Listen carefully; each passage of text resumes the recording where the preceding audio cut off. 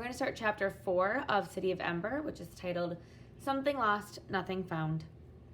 One day when Lena had been a messenger for several weeks, she came home to find Granny had thrown all the cushions from the couch onto the floor, ripped up a corner of the couch's lining, and was pulling out wads of stuffing.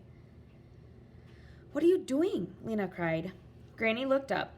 Wisps of sofa stuffing stuck to the front of her dress and clung to her hair. "Something is lost," she said. "I think it might be in here." "What's lost, Granny?" "I don't quite recall," said the old woman. "Something important." "But Granny, you're ruining the couch. What will we sit on?" Granny tore a bit more of the covering off of the couch and yanked out another puff of stuffing. "It doesn't matter," she said. "I'll put it back together later." "Let's put it back now," Lena said. "I don't think what's lost is in there." "You don't know," said Granny darkly. But she sat back on her heels looking tired. Lena began cleaning up the mess.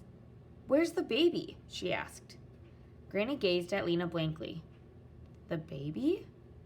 You haven't forgotten the baby?" "Oh, yes, I think she's down in the shop." "By herself?"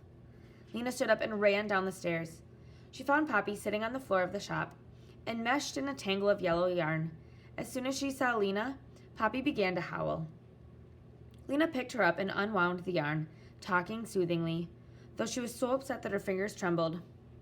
For Granny to forget the baby was dangerous. Poppy could fall downstairs and hurt herself. She could wander out onto the street and get lost. Granny had been forgetful lately, but this was the first time she'd completely forgotten about Poppy. When they got upstairs, Granny was kneeling on the floor, gathering up the white tufts of stuffing and jamming them back into the hole she'd made in the couch. "It wasn't in there," she said sadly.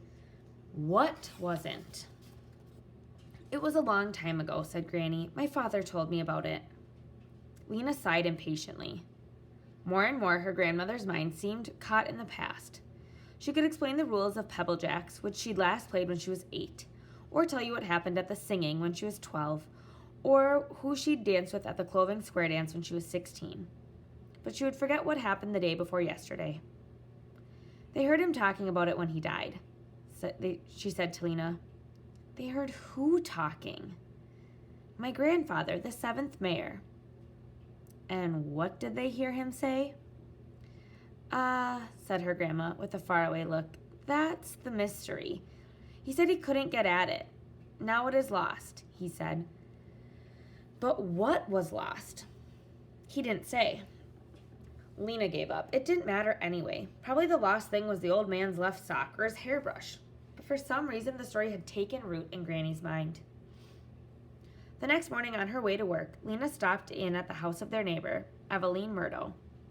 Mrs. Murdo was brisk in her manner, and in person thin and straight as a nail. But she was kind in her unsmiling way. Until a few years ago, she'd run a shop that sold paper and pencils. But when paper and pencils became scarce, her shop closed. Now she spent her days sitting by her upstairs window, watching people in the street with her sharp eyes. Lena told Mrs. Murdo about her grandmother's forgetfulness. "Will you look in on her sometimes and make sure things are all right?" she asked. "I will, certainly," said Mrs. Murdo, nodding twice firmly. Lena went away feeling better. That day Lena was given a message by Arbin Swin, who ran the Calais Street Vegetable Market, to be delivered to Lena's friend Clary, the greenhouse manager. Lena was glad to carry this message, though her gladness was mixed a little with sadness. Her father had worked in the greenhouses. It still felt strange not to see him there. The 5 greenhouses produced all of Ember's fresh food. They were out past Greengate Square, at the farthest edge of the city. Nothing else was out there but trash heaps, great moldering, stinking hills that stood on rocky ground and were lit by a few floodlights high up on poles. It used to be that no one went to the trash heaps but the trash collectors, who dumped the trash and left it.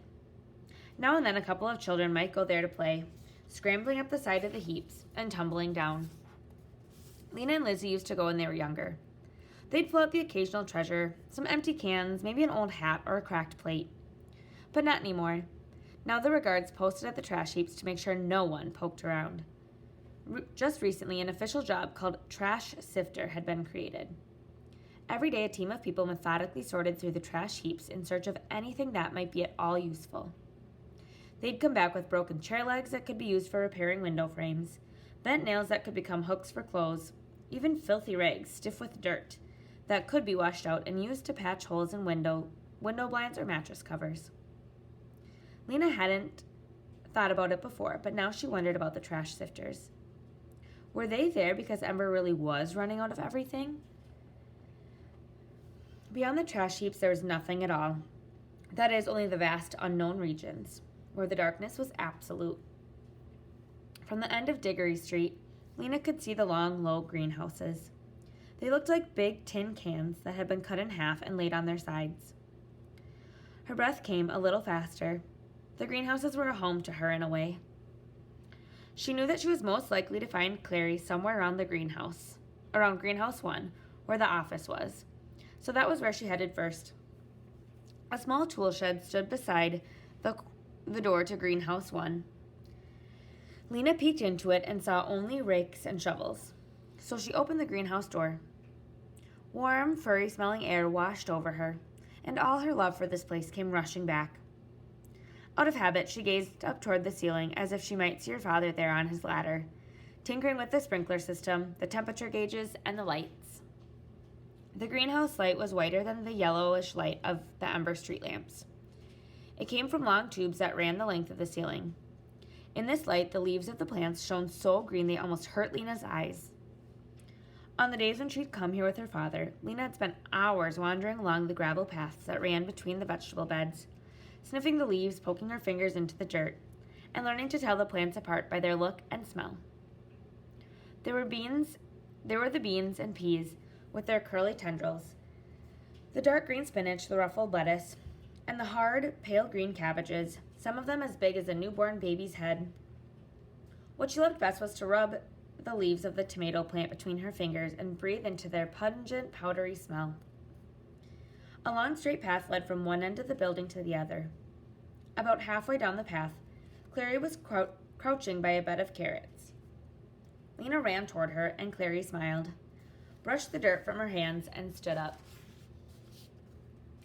Clary was tall and solid, with big hands and knobby knuckles. She had a square jaw and square shoulders, and brown hair cut in a short, squarish way. You might have thought from looking at her that she was a gruff, unfriendly person, but her nature was just the opposite. She was more comfortable with plants than people, Lena's father had always said. She was strong but shy, a person of much knowledge but few words. Lena had always liked her. Even when she was little, Clary did not treat her like a baby, but gave her jobs to do. Pulling up carrots, picking bugs off cabbages. Since her parents had died, Lena had come many times to talk to Clary, or just to work silently beside her. Clary was always kind to her, and working with the plants took Lena's mind off grief. "Well," said Clary. She smiled at Lena, wiped her hands on her already grimy pants, and smiled some more. Finally, she said, "You're a messenger." "Yes," said Lena, "and I have a message for you. It's from Arbin Swin. Please add 4 extra grates to my order, 2 of potatoes and 2 of cabbages." Clary frowned.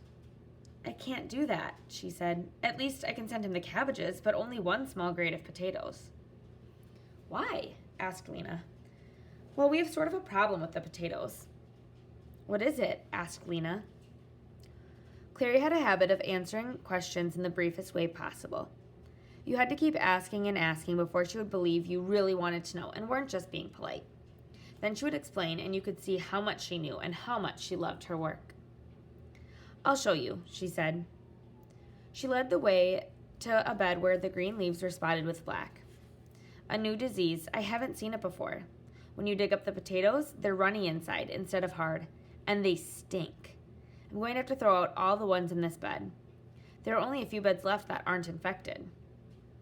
Most people in Ember had potatoes at every meal. Mashed, boiled, stewed, roasted. They'd had fried potatoes too, in the days before the cooking oil ran out. I'd hate if we couldn't have potatoes anymore," Lena said. "I would too," said Clary. They sat on the edge of the potato bed and talked for a while. About Lena's grandmother and the baby, about the trouble Clary was having with the beehives, and about the greenhouse sprinkler system. It hasn't worked right since... Clary hesitated and glanced sideways at Lena. It hasn't worked right, for a long time, she said. She didn't want to say, since your father died. Lena understood that. She stood up. I should go, she said. I had to take Arbin Swin the answer to his message. I hope you'll come again, said Clary. You can come whenever. You can come any time. Lena said thank you and turned to go. And that's where we'll pause today.